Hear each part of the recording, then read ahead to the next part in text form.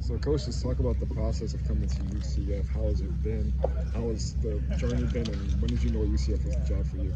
Man, it's been a blessing, honestly. I mean, all glory to God on that part of it. But it's been a journey, you know what I mean? As far as me just being able to get to this level, you know what I mean? I started coaching at a very young age and went from NAI to now to the Big 12. So it's definitely been a process, and I love starting from the West Coast all the way to the East Coast. So it's one of the coolest things that you could be a part of. And what were some of those calls with Coach Frost and the process of coming here and realizing that you were going to get this job? Man, it goes back to those relationships, you know what I mean? Building those relationships through the process and really just making sure that you keep every relationship a good one, you know what I mean? And I met Coach Frost many years ago, and when I got the call from him, it was just a great conversation that we were just able to like really just keep it going, and it was like next thing you know it was an hour and a half long. I'm like, okay, what's going on here? And but it was really cool just to have reconnect and really kind of see how our paths have really just been intertwined through a lot of different processes. Yeah, no, extended conversations are always a good sign in that conversation, or I don't want to call it an interview. It sounds like you guys were just talking, but you say, we talk about extended stuff. When it comes to the running backs in particular, it's become kind of a tradition that the UCF running back room has been particularly strong. Was that part of the appeal, and what do you plan to add to that? Yeah, no, I've been blessed in a way that, you know, I've been able to have good rooms, you know what I mean?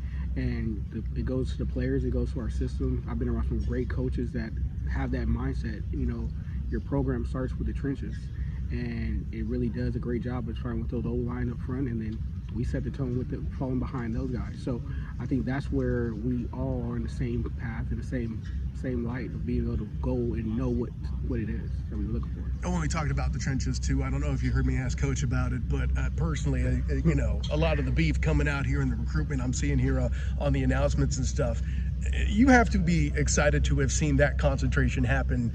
I know that the layman may be like, but he's not getting running backs, but seeing the old lineman class being brought in as part of priority, how much does that excite you, and what do you think that says about the identity of the team so far? Well, the cool thing is that, you know, I mean, like some of my best friends playing and growing up were old linemen. You know, we always joke that I'm an old lineman trapped in a running back's body, you know. But those guys, I mean, they don't get the glory. They don't get the excitement. But that's the foundation of your program, how he wants to build it, how he wants to make sure we know we're tough, we're fast, and we're able to do a lot of things with those guys. It just makes everything else just come together. And another piece to it that these guys have enjoyed is playing across a good set of D tackles in practice. See that? I always like getting the opposing point of view on that. Apparently, I mean, obviously, John Walker's still here as far as we know. You got to add that nowadays in the NIL, sorry. But just how important is that in the development of your room? Man, it's great to go with good competition. And I think that's where, like you said, building those two rooms up and being able to let that be a starting point for the team. I mean, I think you just see a bit of progression. You see the hardness, you see the toughness, you see the guys that are willing just to work without even any regard for their own self. You know what I mean? And that's where the team over me really starts. Well, then, and this will be the last one for me. Obviously, this part of the season, you're still kind of building that chemistry and that camaraderie. A lot of different coaches have their method to kind of bring their guys together. I know last year's O-line, I could ask any of them a question about smoking barbecue. They would have a take. What's kind of what you bring to the table with that? How do you work to bond with your guys? Yeah, so I mean, playing the position that starts, you know what I mean. But the one cool thing that we really talked about in our room is a brotherhood. You know what I mean? Is TBD, right? Trust, brotherhood, determination. You know, and so we always find a way to really to bring that trust first, that we all find a way to trust each other, and then we are unified and becoming a brotherhood, and then we determine not to stop. And how much of that is playing Madden outside of practice? You know, those guys, they want me to get on sticks a little bit, you know what I mean? And, you know, we always find a different way to, like, send something in the group chat and be able to really talk and and really have something going on. But those guys have a good group of guys, and I really like where they're going. I mean, do they need to be careful what they're asking for with that? You gonna give them a game, coach? Now you know, I'm not a true gamer, you know what I mean. But I mean, I've been around coaching a long time. I had to get into it, so I got the NCAA ready to go. Kind of pulled you. Drew you in. What choice did you have? No, I got other friends like that. I get you. Coach, you mentioned the history of UCF and its strong running back room. You think of legends like Kevin Smith, R.J. Harvey just recently. See, there's that tradition we were talking about. Yeah, exactly. Yeah. So what do you look to bring into this running back room? And looking at the history of it, do you hope to use some of those guys' past experiences here to eventually propel another legend into the UCF running back room? I mean, I think it's always great to know where you come from. And the guys are really, sometimes they don't even know who was the last 1,000-yard rusher in the room.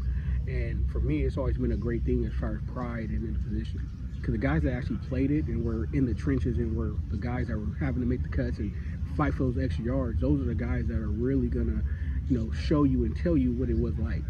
And I think those guys are really open, talked to a few of those guys already, and they're like, shoot, whatever you need, coach, I'm coming back, and just at least talk, and have a relationship that really, on those tough days, when you're running through, inside zone or outside zone, and you got to figure it out, man, now you got to study for a test, those guys are the ones that, have did it and been in their own shoe. And you talk about players being open to learning and the current guys on there. What's your current, I know it's obviously early, but what's your current evaluation of the guys? For example, a veteran who saw some solid touches last year, Miles Montgomery. What have you seen from him? Yeah, no, the cool thing is that they're all working, Hey, it starts right now, it's open. So they're all just going so hard to compete, and they're determined, They're determined to be really good. The first thing we do in our room is set goals.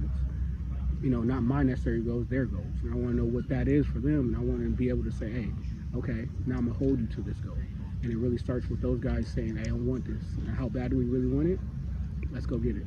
And shifting more to the focus of the whole team with Coach Scott Frost, what have you seen about his culture implementation and the way he's trying to go about things this second time around at UCF? Yeah, so it's fun to see his energy, his spark of energy, his ability to really kind of get a bond with all the players. It's been really cool to see. Not just offense, not just special teams, but defense. He's over there, giving them information about situational stuff, how that we want to be represented on the field all together. No matter who's on the field, this is who we are. And that's the cool thing for me to be able to see from a holistic point, being able to see him articulate that in our team meetings. No, Coach Beal, and I know I said last question. That's my bad. No, see, if it's something I'm going to give you a little homework. I know this is very pretentious for a media guy to do, but I'm going to give you a little homework. I'm going to have you ask Coach Frost about him running the option with his team last time he was here. And doing that in practice. And when we check back in, I'm going to ask you what he told you, okay? Well, I'm not one to be afraid of having 2 or 3 multiple backs on the game, you know what I mean? So I would love to answer. I'll take that homework in pride and make sure I can see what we talk about. So be it. And I wanted to build it to this, obviously, the R.J. Harvey experience last year was big. What kind of impact is it on you? Obviously, you got guys you're looking at. That's a big hole to fill. That's a big role to kind of succeed, if you will. What does that do for your room? Obviously, it does add pressure, but what are the positives it brings? Yeah, it brings a challenge, and it brings a goal. Like we talked about, we're really goal oriented, and we see where the bar is set, and we want to go to that goal and surpass it, and those are what us are determined to do, so I think that's something cool for our guys to actually see it and be relevant, nothing that was like 20 years ago or something like that, and they got to try to look up the history books to figure it out, but it was literally a year ago, and those guys are able to really see it and really know that it's attainable. And you mentioned challenge and competition. What does that mean for the younger guys in the running back room? How are they going to be evaluating and get their shot, for example, a young player like Stacey Gage? Mm-hmm. Yeah, I think it's cool to see that, in our game, the guys that are able to play fast at a high level. We are definitely trying to make sure that everybody has their ability to really show their own strength. Every running back's going to be different. But once they feel that comfortability and, being able to have the player run practices and be able to run, have open meeting doors for those guys, young guys, to really just come back and feel comfortable, I think that's where you'll see those guys be able to shine. You mentioned players being able to shine. Coach Frost has always been known for having an exciting, high-powered offense. How much pride are you going to take knowing that your running back room is going to be one of the leading charges of that? So, yeah, we, like I said, TBD is our big one, but we also call ourselves the Juice Squad. You know what I mean? Yes, sir. Yes, sir. The Juice Squad. So, being that with that, you know, we bring that spark, we bring that juice, and that just right in line with how Coach Frost gets down. You know what I mean? He likes that energy. He likes that excitement. You know, he's not a raw guy that's gonna, you know, it's me. We're gonna do whatever the team needs. You know, we're gonna be that spark, that juice, that light that's gonna be able to see for the whole. Bounce house to see, and it's a fun time. Just got to transition into basketball. Nice. We got a guy called Juice on the basketball roster, right? Okay. So, and then to start wrapping it up, I mean, what are the expectations that are being shared in the room, the locker room with Coach Frost and all the running back room? What do you want to see the most out of these guys during, especially spring practice? Yeah, we're all about building trust. And I think that's where it really starts with, you know, them building trust with me and our relationship, but it also becomes with their teammates. You know what I mean?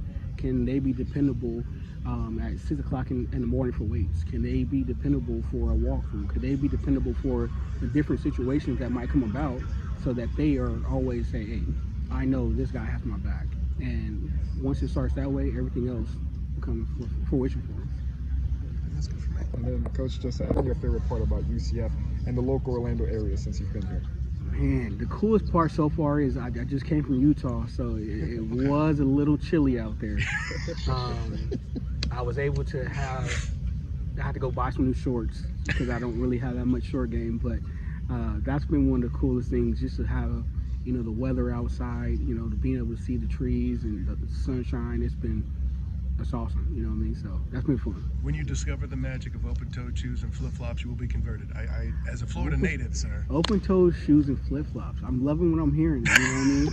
You know, that just means we get to be on a little bit of a, you know, beach vibe. You know what I mean? I am from California originally, so. See, tying shoes is just so ponderous. You know, it takes a little more time. You know, You're a busy man. I get it. I get it. Thank you, Coach. I appreciate the time.